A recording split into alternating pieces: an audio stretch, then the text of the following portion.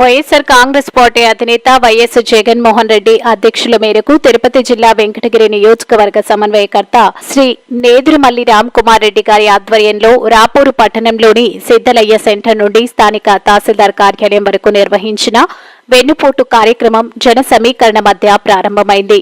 వెంకటగిరి నియోజకవర్గంలోని 6 మండలాల నుండి వైఎస్ఆర్సీపీ నాయకులు, కార్యకర్తలు, శ్రేణులు నిరసన కార్యక్రమంలో పాల్గొన్నారు.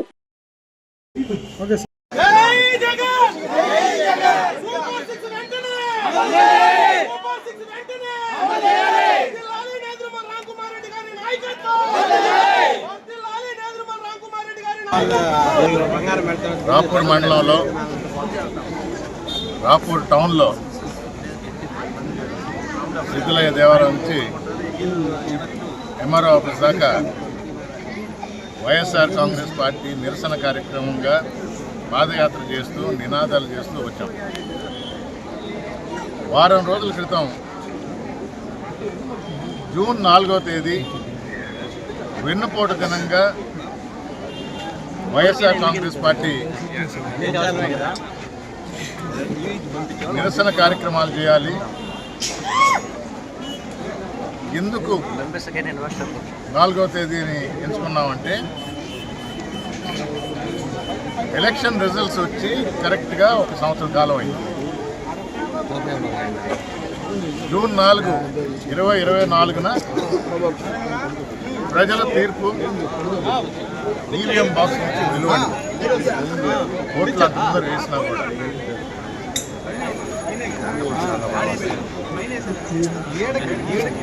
ఏ విధంగా కూటమి ప్రభుత్వంలోకి వచ్చింది, దానికి సారథ్యం వహించి అధిక సీట్లు తీసుకున్న చంద్రబాబు నాయుడు గారు స్ట్రైక్ రేట్ 100% అని చెప్పుకున్న జనసేన నేత పవన్ కళ్యాణ్ గారు తప్పు అనలా.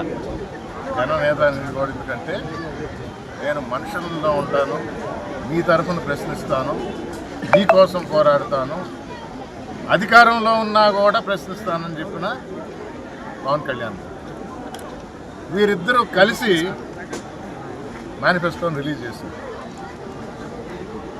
వీళ్ళిద్దరే గత అనుభవంతో చంద్రబాబు నాయుడు ఇది ఏ విధంగా ట్విస్ట్ చేశారో చూడండి. మరొకసారి స్పష్టంగా మీడియా మిత్రులకి, మీకన్నా సీనియర్స్గా ఉండే పెద్దలకి తెలియజేసేది, బాబు మీకు తెలియజేసేది వైఎస్ఆర్ కాంగ్రెస్ పార్టీ జూన్ 4న వెన్నుపోటు దినంగా డిక్లేర్ చేసింది ఏంటి అంటే మీరిచ్చిన హామీలు నిలబెట్టుకోలేదు. మీరు హామీలు ఇచ్చేసి ఓటేయండి అని అడిగారు. ఈ హామీలు, ఈ పథకాలు వైఎస్ఆర్ కాంగ్రెస్ పార్టీ చేసిన పథకాల కన్నా మెరుగ్గా చేస్తాము. ఇప్పుడే చెప్పారు, ఒక్కొక్క ఫ్యామిలీలో ఒక్కొక్క పిల్లాడికి 15,000 ఇస్తుంటే మీ అందరికీ తెలుసు ఇప్పటికీ రాష్ట్రం అంతా మారిమోగిపోతుంది.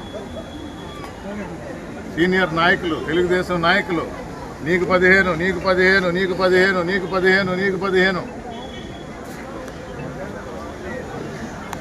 వెన్నుపోటు దినంగా ప్రకటించాం.